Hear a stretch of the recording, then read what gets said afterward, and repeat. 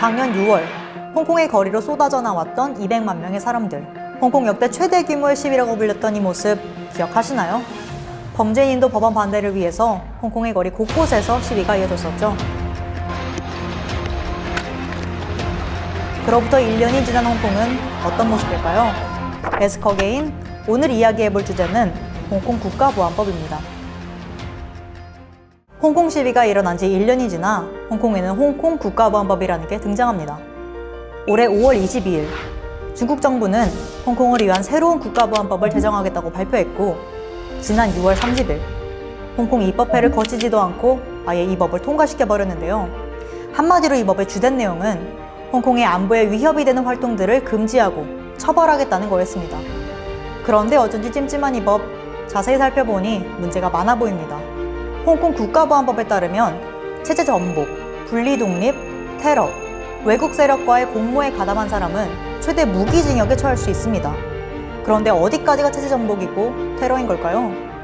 소위 국가안보를 위태롭게 한다는 것들에 대한 정의가 너무 모호한 거죠.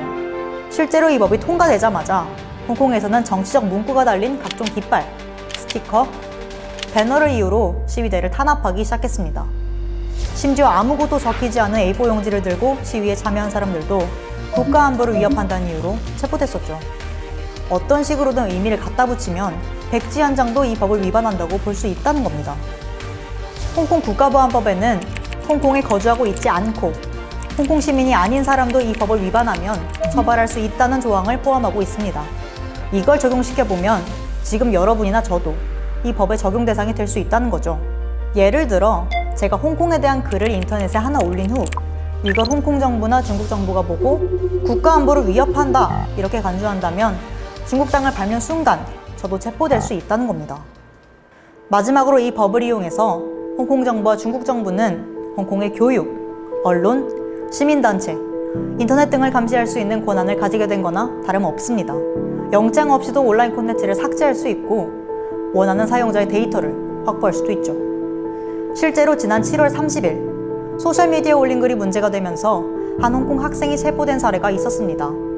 또 소위 민감한 사안을 포함하고 있다는 서적들이 공공도서관 서가에서 사라지기도 했죠. 통제와 검열의 공포가 홍콩 시민들에게는 현실이 되고 있는 겁니다. 국가안보라는 미명하에 자유로운 정치의사 표현을 억압하고 있는 홍콩 국가보안법. 이미 유엔을 포함한 여러 전문가 기구들은 이 법이 인권 침해 우려가 있음을 지적하고 있습니다. 국가보안법이 국민의 안전을 위해 필요한 것이라고 한다면 더더욱 그 법이 국민의 인권을 침해해서는 안 되지 않을까요?